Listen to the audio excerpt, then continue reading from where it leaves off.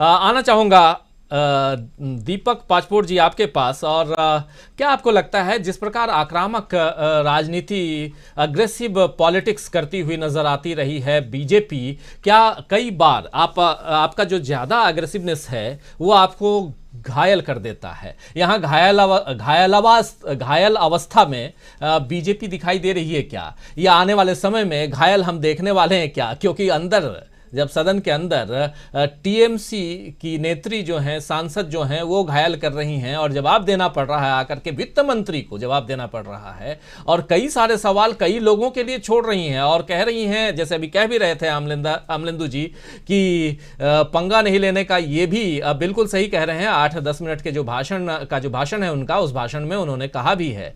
तो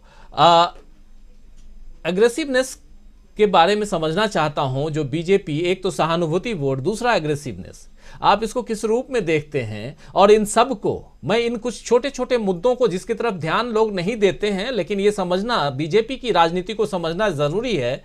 और अब उन चीजों को इन लोगों ने, जो विपक्षी दल है, इन्होंने पकड़ लिया है और वही उसी नब्ज को दबाने की कोशिश कर रहे हैं। क्या वही जो कह रहा हूं मैं, क्या सही कह रहा हूं या कुछ और है? आप जरा समझाइए। देखिए, आपकी बात की शुरुआत मैं यहां से करूं सबसे पहले कि पप्पू को डिफेंड करने वाला कौन है? कोई कांग्रेसी नहीं है। ये सबसे बड़ी बात यह है कि उसको थर्ड पार्टी एंडोर्स कर रही है, टीएमसी कर रही है, और वो बता रही है कि आप अभी तक जिसको पप्पू कह रहे थे वो पप्पू नहीं है, असली पप्पू जो है वो आप है। ये बहुत बड़ी बात है। मैं सबसे बड़ी इसमें जो एक बहुत ही उजली रेखा तो ये देखता हूं कि टीएमसी बचाव में आ रही है कांग्रेस की। सेकेंडली, जो आप एग्रेसिवनेस की बात कर रहे हैं, तो मुझे ऐसा लगता है कि आज भारतीय जनता पार्टी का पछताने का दिन है। दो कारणों से पछताने का दिन है, एक संसद के अंदर, एक संसद के बाहर। संसद के अंदर की बात तो यह है कि जिस तरीके से टीएमसी सांसद ने जिस तरीके से इस पप्पू का सवाल जो धाराशायी कर दिया और ये सामने लाया है कि पूरे देश को इस समय विचार करना चाहिए कि पप्पू पप्पू के नाम से आपके सामने जो एक तरीके से जो छलावा तैयार किया गया था, उसको आप समझ लीजिए कि असली पप्पू कौन है। उन्होंने एक बार नहीं, 5-5 बार पूछा कि पप्पू कौन है।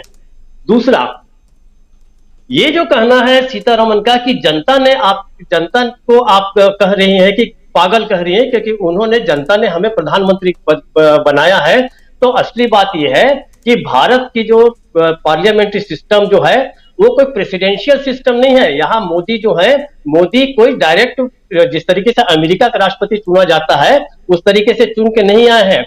ये जिम्मेदारी तो भारतीय जनता पार्टी के सांसदों की थी, जिन्होंने माचिस जो है वो किसके हाथ में पकड़ाई, ये जनता के ऊपर न थोपे।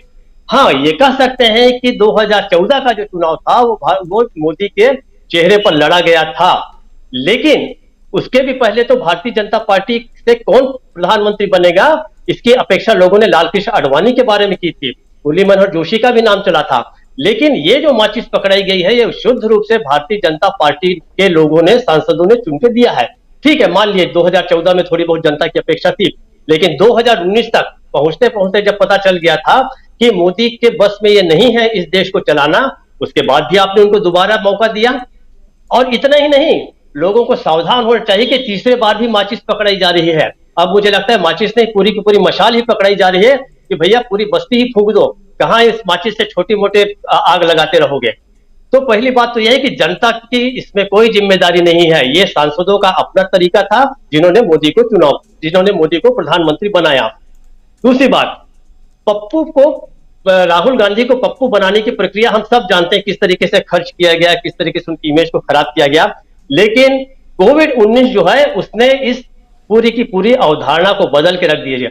आप याद कीजिए कि कोविड से लड़ने के लिए हमारे प्रधानमंत्री जो है वो थाली, घंटी, टॉर्च और पता नहीं क्या क्या उपाय बता रहे थे। उनके मंत्रिमंडल के एक सदस्य वो बता रहे थे कि जो भाभी जी पापड़ है वो खाइए तो आप ठीक हो जाएंगे। कोरोलिन नाम की एक दवाई लाई गई थी राष्ट्रीय संत के द्वारा।